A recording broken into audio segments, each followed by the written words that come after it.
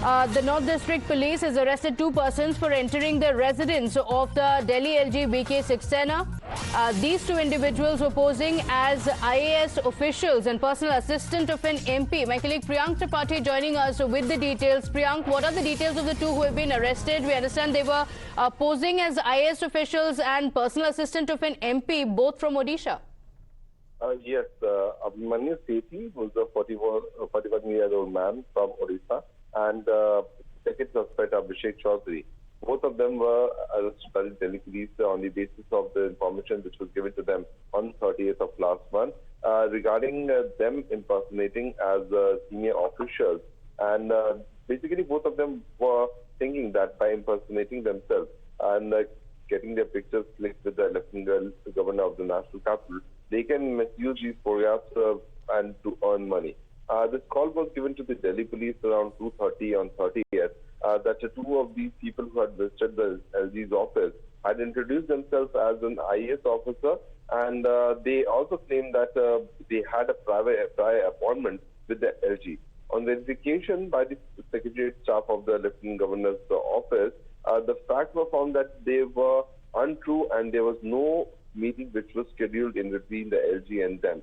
The joint interrogation of the suspects were conducted since it's a very serious threat for the law enforcement agency, and they got no terror, no suspected, attack angle behind the visit of these suspects. That's why a case of, under relevant sections of Indian Penal Code was filed against them, and both the suspects were arrested subsequently. Okay, but Priyank, this is a security breach because this is the Delhi LG's residence that we're talking about. Any more information on, what these individuals wanted, whether they wanted to speak to the LG, any such details or the background checks that the police officials have conducted so far?